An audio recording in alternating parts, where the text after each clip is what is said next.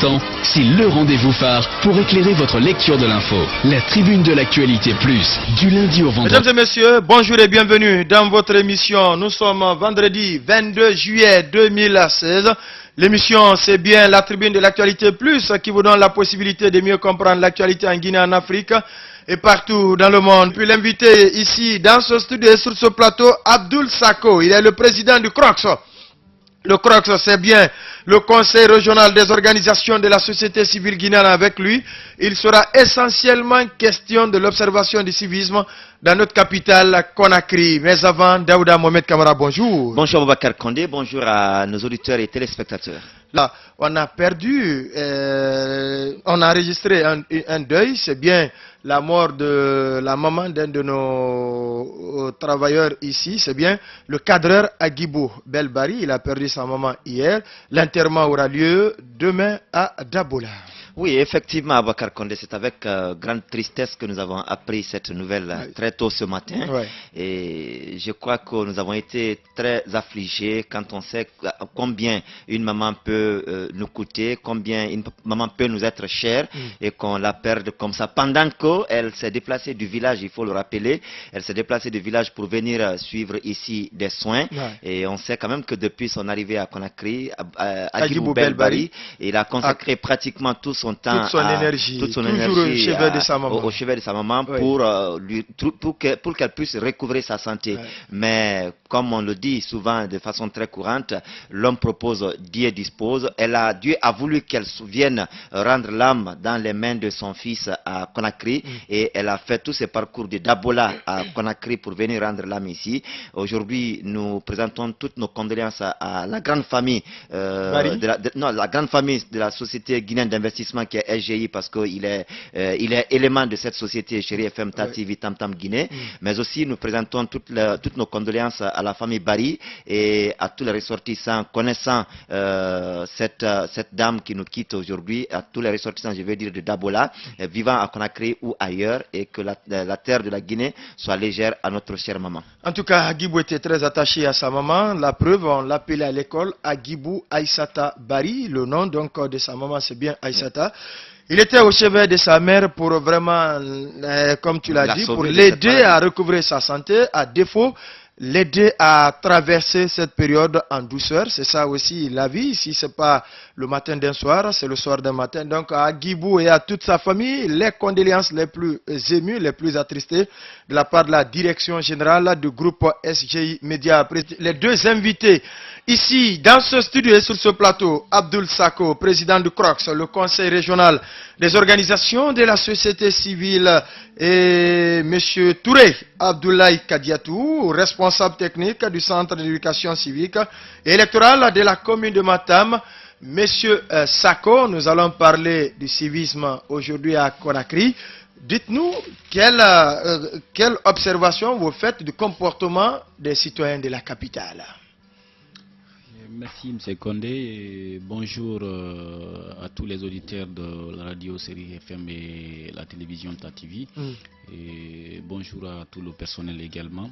Et par rapport à la question, si on parle de constat aujourd'hui quant à la question du civisme au niveau aussi bien des citoyens, mais que de façon globale, quand je dis citoyens, il faut voir les citoyens, les autorités, les Guinéens à toutes les dimensions. Oui. La question du civisme reste beaucoup à désirer. C'est cette observation déjà qui a conduit à la mise en place des centres d'éducation civique et électorale à Conakry pour rapprocher davantage la communication de la société civile, les actions de la société civile au plus près des citoyens, dans le cadre notamment du civisme. Notez aujourd'hui, il faut voir quand vous circulez dans la ville de Conakry, aussi bien par rapport à la circulation routière, il suffit seulement d'observer les comportements des uns et des autres, des taximètres, mais aussi les autorités aussi qui prennent parfois l'essence interdit et qui font des sirènes aussi là où ça ne vaut pas la peine également. Et voyez aujourd'hui le lancement aussi des ordures aujourd'hui le long des routes. Ouais. On se pose la question si toutes les pratiques que nous avons voulu au niveau quand même peut-être si Ebola peut-être on a tiré quelque chose de profit, c'était vraiment les bonnes pratiques d'hygiène. Parce que ça nous a évité 2 ans ou 3 ans durant le choléra. Mais au jour d'aujourd'hui, vous constatez le fait que nous sommes débarrassés d'Ebola également, ces pratiques commencent au fur et à mesure. Ces anciennes pratiques nocives. Et à quitter. Donc cela dit long quand même par rapport au comportement, s'il faut, des Guinéens de façon globale. Donc il revient à la société civile de prendre vraiment sa responsabilité, de se rapprocher des citoyens, d'informer les citoyens, de préparer les citoyens, comme je le dis souvent, les bons citoyens, les citoyens bien formés, bien informés, forgent toujours des bons dirigeants. C'est vrai, c'est bien de le dire, mais aujourd'hui, il est difficile pour beaucoup d'observateurs d'avoir des citoyens en Guinée. Mais au contraire, on a plutôt des militants en République de Guinée, au point que la politique a fini par caractériser tous les comportements de ceux qu'on appelle aujourd'hui, entre griffes, citoyens guinéens. Comment vous pensez atteindre cet objectif lorsque même la société civile aujourd'hui est taxée de partisans? Monsieur Touré. Merci, monsieur le journaliste. Ce qu'il faut savoir, c'est qu'on ne n'est pas citoyen d'un pays, on le devient. Je suis un bon citoyen, je paye mes factures d'eau et d'électricité. Je suis un bon citoyen, je refuse d'aller mettre devant la porte d'autrui les ordures que moi j'ai produites. Je suis un bon citoyen, je refuse de très mal garer pour ne pas empêcher d'autres personnes de bien circuler. Et nous, en société civile, nous n'avons pas de parti pris. Nous sommes au centre. Donc vous avez affaire aux citoyens entre griffes, moi parce que je les appelle des citoyens entre griffes, oui. Parce que profondément politisés. Je sais, monsieur le Président l'a dit tout de suite, c'est l'un des objectifs des centres d'éducation civique électorale qui sont dans les 5 communes de Conakry et dans les 7 chefs-lieux de région. Et vous n'êtes pas sans savoir que nous venons d'organiser dans les 5 communes 3 journées de portes ouvertes sur le civisme. Ces journées nous ont permis de comprendre réellement qu'il y a un besoin d'éducation civique électorale, qu'il y a un besoin de sensibiliser les gens, qu'il y a un besoin d'informer les citoyens sur leurs droits et responsabilités. Donc, nous, les centres sont des espaces d'échange et d'information sur les droits et devoirs des citoyens. Donc, ces centres sont là pour sensibiliser les gens, les informer de ce qu'ils doivent faire et de ce qu'ils ne doivent pas faire. Donc, ces journées nous ont permis d'atteindre plus de 1000 à 2000 personnes dans la ville de Conakry. Et aujourd'hui, les centres sont les bienvenus. Parce que beaucoup de choses nous ont été rapportées pendant ces journées. Et ces recommandations seront pour nous les bienvenus et qui seront transmis aux partenaires. Parce que ces journées se sont déroulées autour de 3 thèmes centraux. Vous avez la circulation routière et la sécurité urbaine. Vous avez l'hygiène et l'assainissement. Et ensuite, les bons comportements post-Ebola. Donc, 3 cibles étaient identifiées. Les autorités locales, les jeunes et les femmes. Donc, chaque cible de son côté avait des préoccupations qui étaient différentes de celles des autres. Donc, vous voyez à Conakry que c'est l'épicentre et il y a un besoin de sensibilisation et de formation des citoyens. Pour que ces citoyens soient modélés, remodélés et reviennent à de meilleurs sentiments. Soit modélés, remodélés à de meilleurs sentiments. Je vais revenir avec ma question, cette fois avec M. Sako. Est-ce que votre tâche ne vous paraît pas ardue ou difficile quand même, lorsqu'il y a embouteillage, lorsqu'il y a accident, certains citoyens se contentent de dire « Ah, c'est parce que c'est Alpha Condé qui est au pouvoir » ou « C'est parce que Cellou Dalein a été Premier ministre oui, le chef de file de l'opposition, il a été Premier ministre à l'époque, il n'a pas pu construire ceci. Est-ce que tout cela... Le rejet de responsabilité. Est-ce que tout cela ne constitue pas aujourd'hui pour vous des obstacles pour atteindre vos objectifs? Les obstacles, il y en a plein. Mais en tant qu'acteur de la société civile, il ne nous donne pas de croiser les bras par rapport à la situation. Vous avez tout de suite dit, hein, au jour d'aujourd'hui, ce qui est regrettable, le Guinéen de façon globale aujourd'hui, est plus militant que citoyen. Que Guinée même en soi. C'est déplorable. Cela dénote à suffisance aujourd'hui la démission en quelque sorte de nous les élites. Parce que souvent, lorsque les élites perdent le sens de la responsabilité dans un pays, vous avez, s'il faut, la malgouvernance, vous avez l'impunité, vous avez la division, vous avez le repli identitaire qui se transforme tout de suite qui vont gagner en le système terrain de gestion Ouais. du pays. C'est vrai, aujourd'hui, la société civile, nous-mêmes, on a du mal parfois à cause du devant. Approchez-vous du micro. Parce que le politique aujourd'hui a pris beaucoup de l'ampleur dans le pays. Ça fait de telle sorte que même s'il y a des bonnes volontés dans le pays qui essayent quand même de prêcher, c'est comme si c'est une goutte d'eau dans l'océan. Mais cela, j'en suis certain. Lorsque nous allons dans une pédagogie d'information et de sensibilisation des populations, au fur et à mesure, les populations comprendront que nous avons devant nous des personnes, des politiques qui ne se battent pas pour notre intérêt, mais plutôt pour leur intérêt personnel, mais en nous instrumentalisant, en nous positionnant les uns contre les autres. Et ça va de telle sorte que le Guinéen aujourd'hui, chacun aime indexer l'autre, mais il est très difficile que le Guinéen se pose la question de savoir, par rapport à une telle situation donnée, quelle est ma part là-dedans?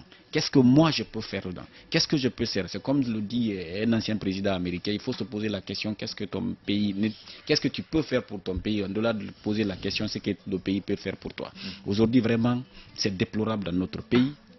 Nous sommes des militants et des militants qui ne connaissent même pas Des le militants sens dans zélés. lequel ils se battent. Amusez-vous, posez la question aujourd'hui à des militants. Prenez 100 militants. Nous avons fait une simulation un jour. On s'est intéressé aux jeunes militants. On a pris une centaine dans les différentes obédiences politiques. Tu poses la question, quelle est l'idéologie de ton parti? Qu'est-ce que ton parti défend? Ils ne peuvent pas. Ils ne connaissent pas. C'est pour vous dire, ce n'est même pas des militants. C'est comme en quelque sorte des instruments politiciens qui se trouvent là, qui s'autodétruisent eux-mêmes. Donc aujourd'hui, Au profit des intérêts sordides. Sordides vraiment. Donc c'est dans ce sens-là que la société civile aujourd'hui, nous aussi, nous avons notre part dedans parce qu'il arrive parfois que nous n'arrivons pas à faire totalement la différence entre nous et les politiques. Il est très difficile aussi d'avoir un pied dans le camp politicien et un pied dans la société civile et qui puisse effectivement porter haut ta voix. Donc nous aussi nous sommes minés par ces situations, mais au jour d'aujourd'hui, j'espère aujourd'hui, c'est pour cela qu'on a un peu décentralisé les choses. Il faut savoir quelle est la dimension de sensibilisation, quelle est la dimension d'information. Cette proximité aujourd'hui se trouve être développée par les centres. Il y a la dimension aussi des plaidoyers, il y a la dimension des lobbies. Mais une fois que nous réussissons quand même à avoir, s'il faut, cette approche de façon globale, développée et partagée par nous, les acteurs de la société civile, il sera aujourd'hui opportun et nous sommes sûrs et certains que nous allons prendre, s'il faut, le pas perdu vis-à-vis des politiques. Oui, mais quand on regarde aujourd'hui la Guinée, on sait quand même qu'au lendemain de l'indépendance, notre pays était moteur dans plusieurs domaines, dans le domaine de la culture, dans le domaine du sport, dans le domaine du patriotisme. Qu'est-ce qui explique aujourd'hui le fait que notre pays soit au plus bas niveau? Voilà, surtout quand vous prenez le civisme, il n'est plus au rendez-vous, chacun la recherche du gain quotidien, tout pour moi, rien pour les autres. À votre avis, c'est les acteurs de la société civile qui ne jouent plus leur rôle, c'est les gouvernants ou c'est les gouvernés eux-mêmes à qui la faute, qui fait quoi concrètement pour que notre pays évolue dans une descente aux enfers qui ne dit pas son nom? Merci M. Condé. Je reviens dessus, c'est toujours une sorte de démission des élites. De l'élite. Vous savez, quand tu prends dans ton village, ou tu prends même dans ton quartier, toi qui es considéré comme un intellectuel, ou bien comme une élite à ce niveau, tu as une sorte de miroir, tu as une sorte de référence. Les comportements que tu as, tout ce qui t'entoure se réfère de ça, ils pensent que ce que tu fais est déjà un modèle. Regardez aujourd'hui, promenez-vous au niveau des ministères là aujourd'hui. Amusez-vous, les kits de lavage des mains qui se trouvent là.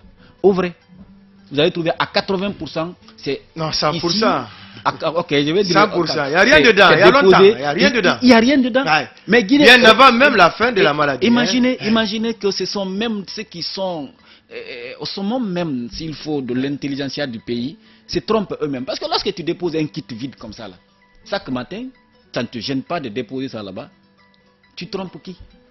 Alors, moi je viens maintenant, j'ouvre là-bas en tant que citoyen moyen, j'ouvre, je trouve qu'il n'y a pas d'eau.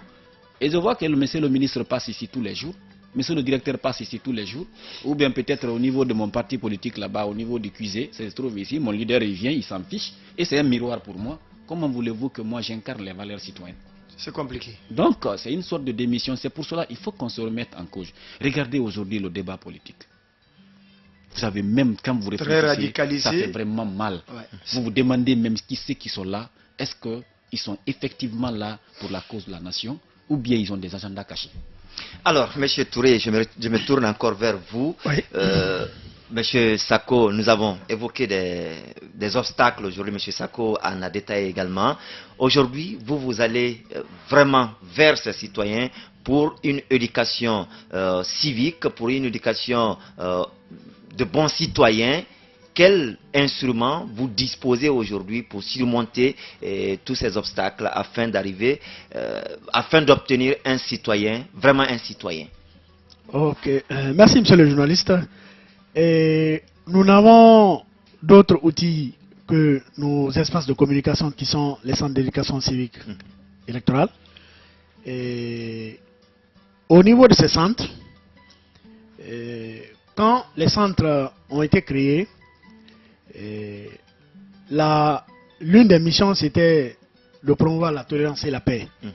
Donc nous, à la base, nous invitons les populations à une prise de conscience.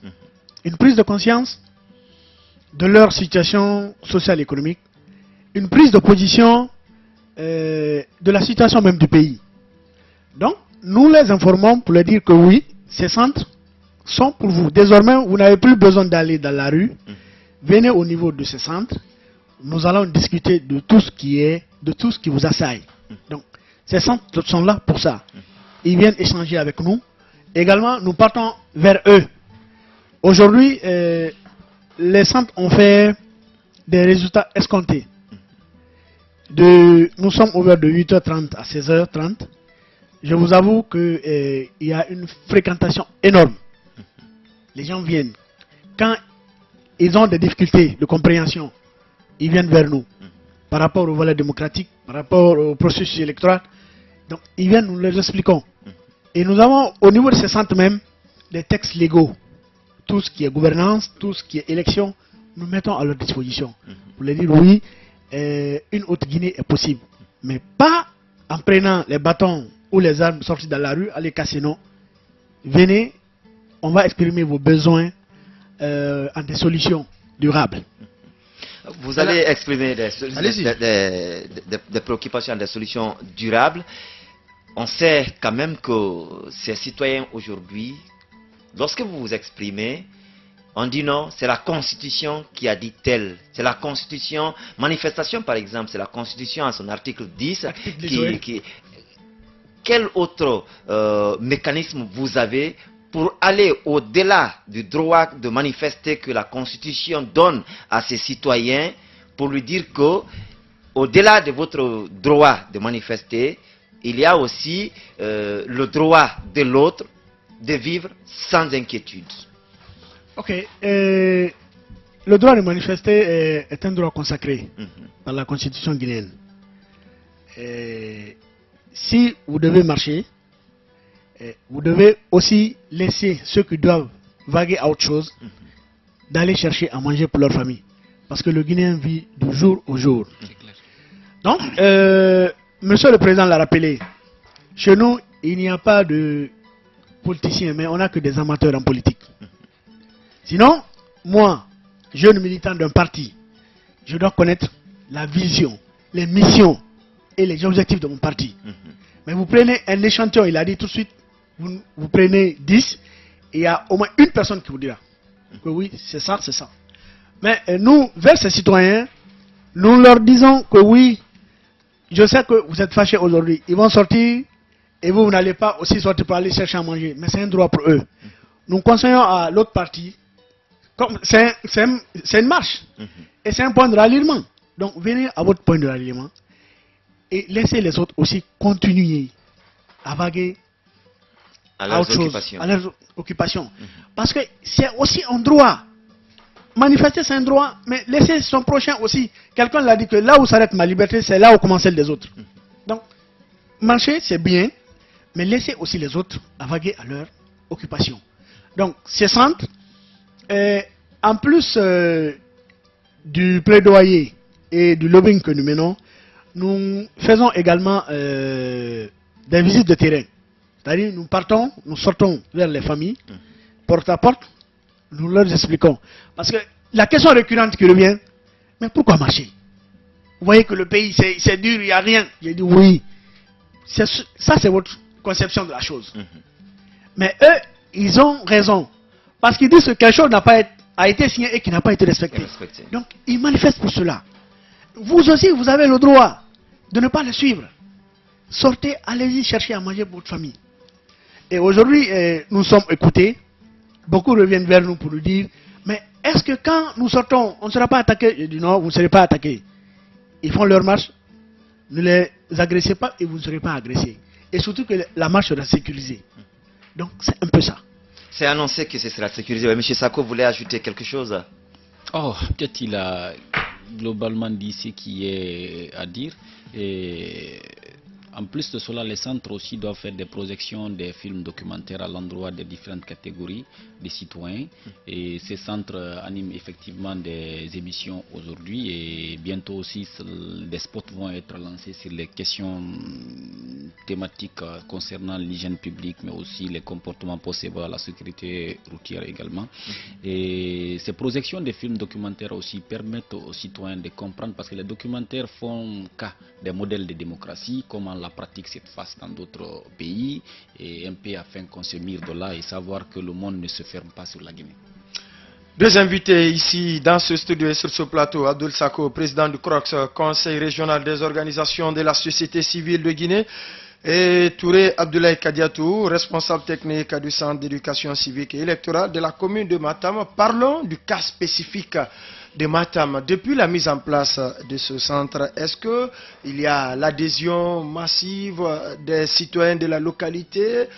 Comment ça tourne? Est-ce qu'on n'estime pas que vous êtes en train de rouler pour un parti politique quand on sait quand même que toute entité aujourd'hui, derrière ou devant, il y a toujours une main cachée. Surtout que Matam aussi, c'est l'une des communes, je vais dire, qui... Les plus prisées par les acteurs politiques. Les plus prisées par les acteurs politiques, mais aussi par les ordures.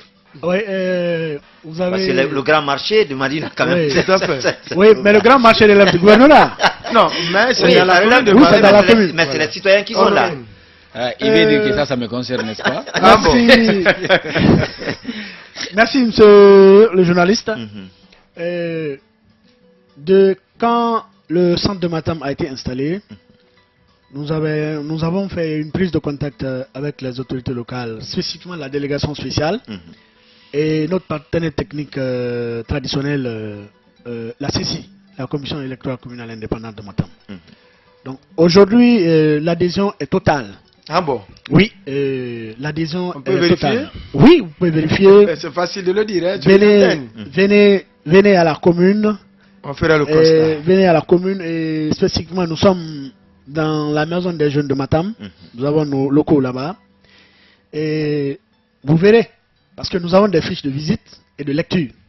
Si vous venez, vous verrez. Par jour, nous pouvons enregistrer plus de 25 visites et plus de 30 lecteurs qui viennent. Parce que dans ce centre, nous avons des livres de lecture, nous avons des journaux, nous avons des tablettes, et il y a également la connexion. Et c'est ce qui attire beaucoup. Et ceci nous permet d'échanger avec les jeunes sur leurs préoccupations, les femmes et les autorités locales. Et quand nous avons organisé, je rappelle un peu, quand nous avons organisé les journées portes ouvertes sur le civisme, j'étais ému quand un chef de quartier m'a dit, mon fils, ce centre, il est la bienvenue. Vraiment, je sais aujourd'hui ce que je dois faire et ce que je ne dois pas faire. Il a pris l'engagement d'aller informer sa communauté. Et d'abord sa famille. Sa famille. Et en plus ses citoyens. Donc aujourd'hui, nous sommes tous les jours ouverts et fréquentés quotidiennement. Les gens viennent consulter, lire, Et par rapport à ce qui est des ordures, et pas plus que j'étais mercredi sur les zones de Fotengol FM, je l'ai dit que le problème dans la commune de Matam, c'est qu'il n'y a pas un point de regroupement d'ordures. Il n'y a pas un point de regroupement d'ordures. Et le second problème, c'est qu'il n'y a pas un mécanisme de tri. Mais comment on va trier s'il n'y a pas un mécanisme, s'il n'y a pas un point de regroupement? Vous voyez? Et aujourd'hui, les PME qui sont dans cette commune, c'est des PME qui n'ont pas suffisamment de moyens. La délégation spéciale également n'a pas de moyens. C'est une dame. Elle se bat dans tous les sens pour avoir un peu d'argent.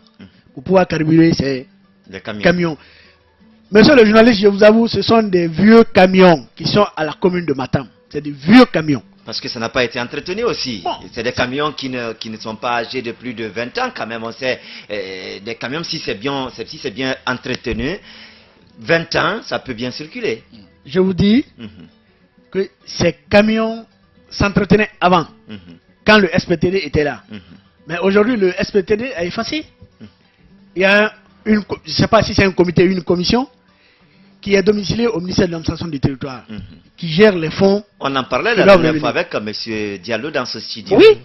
Donc aujourd'hui, les mairies n'ont rien par rapport à ce qui est des ordures. Et actuellement, ils ont lancé un appel d'offres pour recruter des PME de gestion des ordures. Où nous en sommes? La question reste posée. D'accord. Donc, l'affaire d'ordures à Matam, c'est une problématique. Parce que si vous venez, parce que la commune est très salée. Si vous venez au rond-point de Constantin, vous verrez une montagne d'ordures. C'est que tout le monde vient mettre là-bas. Peut-être c'est ceux qu'on leur a indiqué, c'est le point de regroupement, vient les mettre. Mais ça ne va pas. La mairie de Matam n'a aucun moyen pour pouvoir décharger tout ce qui est là-bas. Je vous dis. Monsieur Sako, vous êtes le président, puisque tout à l'heure, quand on a touché le marché de Madina, il dit que ça relève du gouvernorat. Et il n'y a pas de point de regroupement. Ce n'est pas qu'à Matam, dans toutes les communes, les points de regroupement aujourd'hui des ordures, il n'y en a pas. C'est l'autoroute Fidel Castro qui est le point de regroupement. C'est ou le long des routes. Ou le long des routes qui constituent aujourd'hui les points de regroupement. Qu'est-ce que vous faites, quelle offensive vous faites vers les autorités pour aujourd'hui accélérer les actions, permettre aux citoyens d'avoir au moins des points de regroupement pour qu'on ne dise plus que ce sont les citoyens qui sont sales? Merci, je ne vais pas faire la langue de bois. La question d'assainissement à Conakry, il y a un manque de volonté politique criard qui l'accompagne. Je m'en vais pour preuve. La fois dernière, on a organisé un plateau où il y a le vice-maire, le maire adjoint de Dakar chargé de l'assainissement et du cadre de vie qui était aussi en ligne, qui a donné les explications, qui disait à Dakar, simplement pour les décès solides, ils ont 13 milliards de francs CFA par an alloués pour les décès solides. Les caoutchoucs notamment. Les caoutchoucs. Ils ont 62 camions à leur disposition qui font le transport quotidien des ordures du point de regroupement vers le dépotoir. Revenons à Conakry. Quand nous avons constaté la fois dernière l'appel d'offres au ministère de l'administration du territoire relatif au recrutement des PME, nous on s'était inquiétés parce que dans le code des collectivités, parmi les 32 compétences affectées aux collectivités, ça fait partie le recrutement des prestataires liés à tout ce qui est marché public au niveau de les différentes collectivités. On a fait un tour dans les différentes communes pour s'enquérir des informations. Donc là-bas aussi, on s'est transporté au niveau du gouvernement.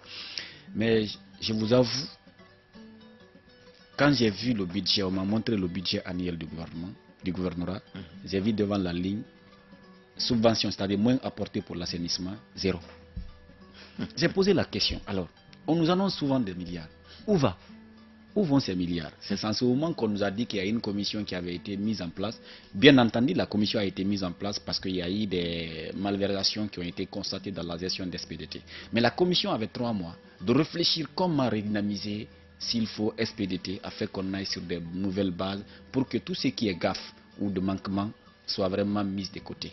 Mais cette commission certainement aussi a trouvé que là-dedans il y a de la manne financière. Une commission temporaire qui devient une structure à vie. Vous voyez aujourd'hui la question. Aussi bien il y a le besoin de regroupement, parce que vous savez c'est une chaîne.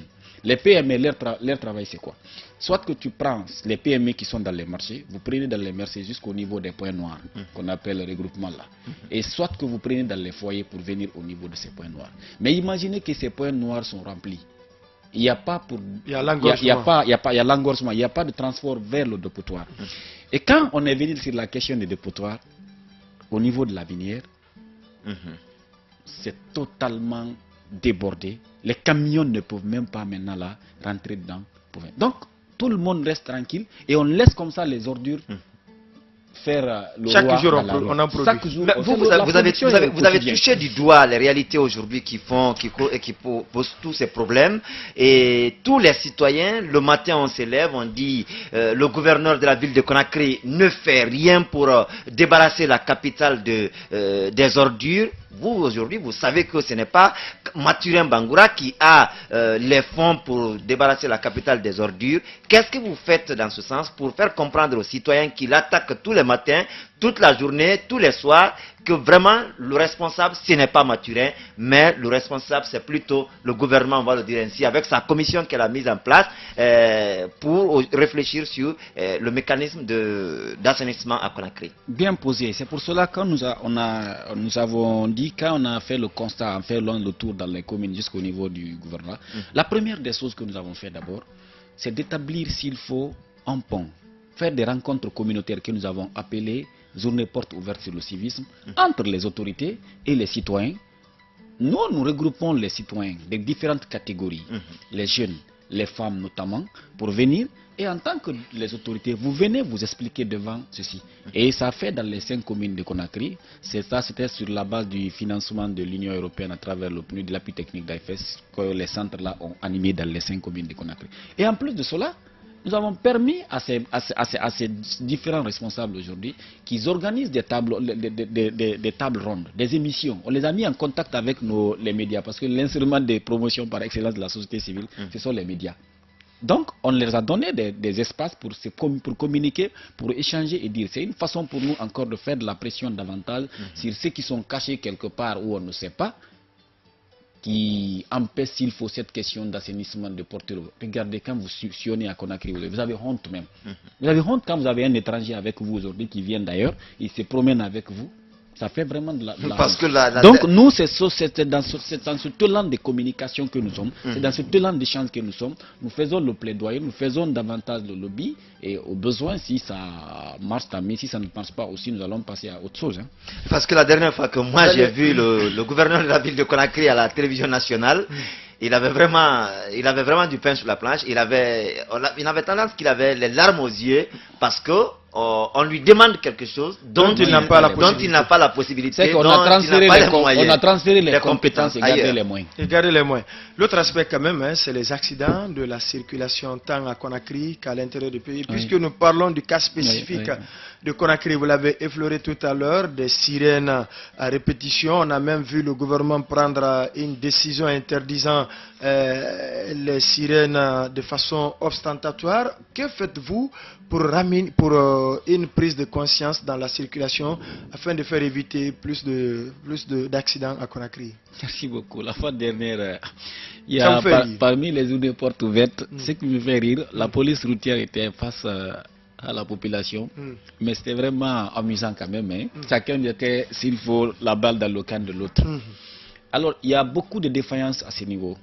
Ce qui est déplorable chez nous, les membres du gouvernement sont les premiers d'abord à ne pas respecter la loi. Il ne s'agit pas de décréter, il ne s'agit pas de déclarer, mais il s'agit vraiment de prendre des mesures appropriées. Il s'agit vraiment de faire passer à la rigueur de la loi la personne. Il faut agir. Nous avons besoin aujourd'hui des actions. Ils ont déclaré, mais ça n'a pas empêché de sortir tout de suite. Vous allez trouver un simple chauffeur, par exemple, qui est dans un VA. Il ne va nulle part, il sort pour manger. Il peut prendre le sens interdit tout de suite là et aller intimider. La fois dernière, j'ai vu en face du cimetière Cameroun.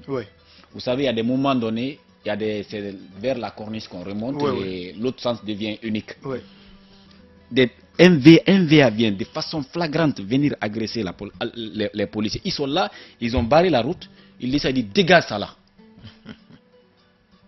Je sors moi aussi, je dis c'est pas sérieux ce que vous êtes en train de faire. Il dit tu es qui? Je dis toi aussi tu es qui? S'il n'était rien, Absolument rien. Quand on a tracassé comme ça, là, il a effrayé les policiers, ils ont voulu dégager, dit si tu dégages moi aussi, je ne vais pas rester. Je suis resté. C'est en ce moment maintenant, il a dit toi tu es qui? J'ai dit toi aussi tu es qui? Si tu dis si qui tu es, je dirais qui je suis. En ce moment, l'imbécile s'est retourné pour prendre l'autre chance et continuer. Regardez ces arts de comportement. Alors il faut que l'État agisse. Nous n'avons pas besoin, il y a eu trop de Pour déclarations. renchérir même votre exemple, hier en remontant au niveau juste du palais du peuple, à côté de l'hôtel, les policiers avaient barricadé parce que le président devrait redescendre. Oui. Il y a un véhicule VA qui sort des garages gouvernement pour foncer. C'est clair. Le policier a dit, mais est-ce que vous n'êtes pas malade? Vous voyez tout le monde contourner. Comment vous pouvez emprunter par là? Puisque vous êtes dans une voiture VA, ça n'a pas fait 10 minutes, le cortège du président a commencé à descendre. Ça fait, les gens, ils pensent aujourd'hui, quand ils sont dans les véhicules VA, ils sont tout permis. Et ils ne doivent pas être dans l'embouteillage. Ce ne sont pas que des véhicules VA. Hein. Aujourd'hui, on pense que RC, des véhicules de gros calibre, des véhicules chers. On pense que ce sont des véhicules qui ne doivent pas suivre la voie normale. Pas du tout. Il faut se trouver d'autres choses. Ça m'a tellement amusé. Non, il n'a pas terminé. C'était juste pour donner un autre exemple. Il faut comprendre ces aspects. Raison pour laquelle ce qui est déplorable aujourd'hui chez nous, c'est cette question d'impunité. Si les lois ont été votées, on a élaboré des textes de loi, c'est parce que sachant bien que dans la démocratie, il faut vraiment que, comme on dit, le pouvoir arrête le pouvoir. Mais si toutefois, nous ne sommes pas capables d'appliquer le texte de loi, ça ne sert à rien. Et nous allons beau vulgariser les lois, les citoyens, nous sommes le miroir des citoyens. C'est surtout cela, et vous voyez vraiment, c'est déplorable la circulation à Conakry, au-delà de cette anarchie. C'est pour ça les taximètres aussi, ils se permettent de garer où ils veulent. Un taximètre peut venir en pleine circulation de route, il s'arrête là-bas pour prendre ou bien pour débarquer quelqu'un. Ils s'en fichent parce qu'ils voient l'anarchie de part et d'autre. Et les policiers aussi sont là. L'exemple en haut, limitation vraiment, eux aussi, ils sont consacrés maintenant à des petits jetons. La fois dernière, on était là, il y a une femme qui s'arrête, elle a été toujours l'exemple là. Il y a une femme qui est au niveau de Caporo là, en montant sur Kopi Annan. C'est exemplaire. Elle est exemplaire. Et partout on parle d'elle. Mais vous allez voir aujourd'hui, qu'est-ce que l'État fait par exemple pour encourager ces arts de modèles. En tout cas, la femme là, c'est un véritable modèle. Ce sont des imbéciles qui tirent leur épingle du jeu, mais des modèles comme ces femmes comme ça là, qui aiment son travail, qui respectent. Quand même toi tu trouves cette femme. D'abord, elle a un mode vestimentaire propre. Toujours. Tu viens, tu trouves cette femme là-bas, toi-même tu auras du mal à l'offenser.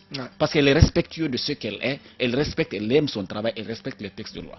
Donc, mais plutôt c'est des policiers aussi parfois qui sont... Vous parliez des journées portes ouvertes entre citoyens et policiers. Vous dites que chacun rejetait la responsabilité sur l'autre. C'est surtout cela, une dame dit. Toi là, moi je t'ai vu au Carrefour Niasedine là-bas là. Souvent et parlait de qui? D'un policier. Allez-y. Il dit tu es souvent là-bas là, toi aussi. Il est arrivé souvent, moi je l'ose à côté. Mais souvent quand tu arrêtes, c'est pour envoyer ta main dans le véhicule pour prendre quelque chose. Donc ça fait tellement... En live même. En live. Le monsieur dit aussi, mais quand vous aussi vous allez de l'autre côté là-bas, souvent vos ordures sont au niveau du carrefour là-bas. Il arrive parfois, on n'a pas où arrêter les véhicules parce que les véhicules sont en infraction. Si déjà les ordures ont occupé là où on peut les arrêter pour les... Donc c'était vraiment amusant, mais ce qui était important quand même au bout du tunnel, la communication a fait que chacun a trouvé quand même sa petite part. Ce que l'autre fait comme faute. Ce que l'autre fait comme faute. Donc les dénonciations de part et d'autre, on a terminé quand même à une communication. Il y avait aussi le colonel Bala Samoura qui était là, qui a fait vraiment une communication très limpide et qui a permis davantage encore d'animer la situation. Oui, mais est-ce que c'est pour autant vous commencez à constater le changement comportemental, puisqu'il ne suffit pas de faire l'état des lieux. Vous savez, il faut suivre. Je suis tout à fait d'accord. Raison pour laquelle ces centres d'éducation civique, j'aime le dire souvent, ne doivent... Il faut tout faire pour que ces centres soient pérennes. Parce que le changement de comportement, le changement, s'il faut, de mentalité, ne vient pas d'un seul jour. C'est un phénomène qui doit aller du jour au jour et au fur et à mesure, les impacts viendront après. Donc, raison pour laquelle le grand défi peut être aujourd'hui, comment pérenniser ces centres pour ne pas que ces centres soient comme des projets qui naissent souvent et disparaissent du jour au jour. Mais ça dépend aussi des responsables qui tiennent ces centres. Cas d'accident de la circulation, Matam, c'est l'une des communes où les gros camions, les gros porteurs tournent le plus. Est-ce que dans la communication, il arrive parfois que les citoyens se plaignent de ces camions qui parfois tombent en panne à des endroits inappropriés? Comment ça se passe? Est-ce que vous avez une communication réservée à ces gros porteurs, aux usagers de ces gros porteurs? Merci, monsieur le journaliste. Monsieur Kondé. Monsieur Kondé. Et nous sommes en relation avec le syndicat des transporteurs, le gestionnaire des gares routières même de la commune de Matam, qui a animé une de nos journées. Et dès la semaine prochaine, il y aura un cadre de concertation entre le gestionnaire des gares routières et la police routière elle-même. Donc ce cadre va nous permettre d'identifier tout ce qui est obstacle et afin de proposer des solutions idoines. Prenez votre véhicule, vous venez au rond-point vous venez à Bonfi. Vous verrez le comble. Pour ne rien, parce que les policiers, vous l'avez dit tout de suite, c'est une tontine moderne.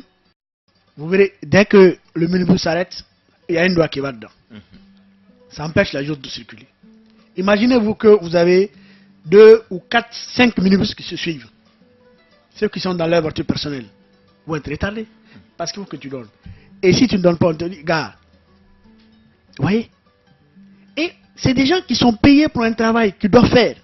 Ils ne doivent pas réclamer. Je vous raconte une petite anecdote. J'étais une fois sur ma moto, je garde. C'était un sens interdit que moi aussi j'ai pris. Oui, c'était pour les essayer quoi. C'était pour essayer. Oui, je viens, il me dit, oui, mais mon frère, vous allez. Je me dis, c'est quoi? Vous n'avez pas vu une IT passer? Vous n'avez pas vu une CD passer? Et moi aussi, je continue. Dis non, ça, ce sont des institutions internationales. Et l'autre là, c'est un corps diplomatique. Donc moi, je skie. Ce ne sont pas des humains qui sont dans ces véhicules. Il dit, mais vous êtes sur moto. Je dis, vous êtes corps non diplomatique. Et il va me dire, bon, oui, tu sais que tu ne passes pas. Je dis, oui, je ne vais pas passer. Pourquoi? Parce que les autres sont passés. Vous devez donner quelque chose si vous devez passer. Ah bon? Il dit, donc je dois donner combien? Il me dit, bon, d'abord, est-ce que tu as ta carte grise et ta vignette? Il commence à demander les Oui, oui. Je dis, voici ma carte grise. Voici la vignette. Non, donne-les moi. Je dis, non, je ne te donne pas. Mais regarde. Tu as vu 2016, donc il dit oui. Voici la carte grise. Et je mets dans ma poche. Il m'a dit, bon, grand frère, tu sais ce que tu vas faire? Essaye de voir. On n'a pas de peine ce matin là. Voilà. J'ai dit, je ne vous donne rien. Vous êtes payé pour ça. Réguler la circulation. Il a pris la moto, j'ai continué. Quelqu'un a dit, lui, il ne faut pas l'arrêter. Hein. Si vous voyez, il est sur ses nerfs comme ça, il est sûr de quelque chose. Donc, moi, j'ai continué. Oui. C'est le trafic d'influence. Oui, ce que ça fait. Ça, ce sont des policiers. Oui. Vous avez pris l'exemple de Bonfim. Parlons de cette passerelle de Bonfim, cet échangeur de Bonfim, où les citoyens aussi refusent catégoriquement de passer par là. Qu'est-ce que vous faites également à ce niveau? Je suis entièrement d'accord avec vous. C'est terrible, hein? Et si vous vous rappelez, autant des anti-gangs. On vous insulte encore. Ouais. Autant des anti-gangs. Ces anti-gangs faisaient la ronde dans Conakry. Si un taximètre ne garait pas très bien, il te prenait et te mettait dans le capot là. Ouais, sur ton capot. À un moment donné, ça a changé. Ouais. Mais, vous savez, Conakry, tout ce qui se crée devient feu de paille. Non, c'était les escadrons mobiles à leur création. Ouais. Ok. À leur création. Avec commandant Dao. Ouais. Donc, aujourd'hui... C'est le lieu même de rendre hommage au fait gouverneur Mbemba Bangoura. Ouais, on a vu qu'il était vraiment dynamique. Gouverneur ici. On a eu beaucoup de situations se réguler. C'est pour vous dire une fois encore, tant que nous ne sommes pas respectueux de la, tant que l'État même aussi n'applique pas la loi dans sa rigueur, dans tous les sens, sans que ça soit quelle est la catégorie des citoyens qui se trouvent là ou par là, il faut que la loi s'applique à tout le monde. Laissez tomber la politique de 2 poids 2 mesures. Laissez tomber la politique de 2 poids 2 mesures. Une justice à deux vitesses. Tant que nous ne le faisons pas. La question, voilà, sa question. Donc, je vous ai parlé d'un cadre de concertation que dans les jours à venir, comment mettre en place. La police, les syndicats et nous, CC. Donc, ce cadre va nous permettre d'identifier tout ce qui est obstacle et de proposer des solutions. Et nous sommes venus voir, avant d'organiser les journées portes ouvertes, l'entrée du marché. Et nous avons demandé à ce monsieur qui s'occupe de la gestion de ce pont. Le monsieur nous a dit que c'est le quartier. J'ai dit d'accord. Donc, Je connais tous les 24 chefs de quartier. C'est une dame que, personnellement, je suis allé chez elle. Je l'ai en parlé. Je dis, Adia, est-ce qu'il y a une solution pour que les personnes qui quittent dans les différents quartiers là remontent vers le pont au lieu de traverser? Dis, mon fils, si vous avez les moyens, aidez-nous. Mais on a tout fait. Donc, après la mise en place du cadre, il y aura une réunion que nous sommes en train de projeter entre nous et le quartier pour sensibiliser les familles ou les citoyens de la localité. Parce que le pont, par là, c'est Bonfi Marché. De l'autre côté, vous avez Hermacolon. Donc, il y a une première réunion avec Hermacolon qu'on va organiser. Ensuite, une seconde réunion avec Bonfi. Pour dire que le pont, c'est pour vous. La chaussée, ça ne vous intéresse pas. Non, c'est pas pour vous. Pas que ça ne vous intéresse pas. C'est pas pour vous. C'est pas pour vous. Quand je dis ça ne vous intéresse pas, que ne doit circuler sur la chaussée que les véhicules à 4 roues. Vous, le pont, c'est pour vous montez sur le pont et vous venez par là. Et vous l'avez dit tout de suite. Quand vous venez au niveau de ce pont, ils vous disent, tu ne me vois pas, touche-moi bas. Oui. Si tu ne me vois pas, touche-moi. Oui, parce que la voiture n'a pas... Celui qui conduit la voiture a des yeux. Ouais. Et si vous êtes malade, touchez-moi. Et puis, il n'est pas dans son droit. Pour une petite manifestation, on profite, on déterre les grillages qui sont là. Tout ce qui est pour nous permettre... Tout est déterré. Ouais. Une nuit, j'ai surpris un monsieur là-bas. En train, il avait une lame de scie. Il a dit, mais monsieur, qu'est-ce que tu fais comme ça? Il dit, mon frère, ça c'est pour l'État. J'ai dit, ah ok. L'État c'est qui? Il dit, c'est le gouvernement. J'ai dit, c'est faux. Tu es État, je suis État. Ouais, tout le monde. L'État, c'est toi, Tout le monde moi, est État. tout le monde. Il a dit, ne fais pas ça. Ne fais pas ça, s'il te plaît. Il dit qu'il va le faire. Moi, je n'ai pas autre moyen. J'ai dit, d'accord, mais si tu fais ça, tu auras ça dans ta conscience. Ce que tu as fait, c'est inadmissible. Ouais. Vous voyez ce que ça fait? À présent, on va se tourner vers les auditeurs et téléspectateurs. Comment vous avez perdu 2016? Merci à vous d'être passé dans cette émission. Monsieur Touré, le mot de la fin. Puisqu'il n'y a pas eu de questions. Oui, et c'est le lieu de remercier notre partenaire technique qui est la Fondation internationale pour les systèmes électoraux. Également le Conseil régional des organisations de la société civile de Conakry. L'USAID, l'Union européenne à travers le PNUD, pour nous permettre de mettre en place ces 5 CC de Conakry. Et nous invitons les citoyens de Conakry à venir vers ces centres qui sont ouverts du lundi au samedi de 8h30 à 16h30. Et ces centres, comme je l'ai dit, sont des espaces de communication, d'information et de formation. Ils viennent, on échange avec eux. Et nous n'oublions pas aussi de remercier nos partenaires locaux, les autorités à la base, qui nous ont permis de mener nos activités. Et également notre partenaire qui a mis à notre disposition les locaux pour abriter les centres, qui est le ministère de la Jeunesse et de l'Emploi des Jeunes. Et je remercie tout le monde, vous également, messieurs les journalistes. En tout cas, monsieur Sako, le mot de la fin. Oh, il merci vraiment d'exprimer une fois encore ma fierté vis-à-vis de mes responsables qui animent les centres dans les 5 communes de Conakry.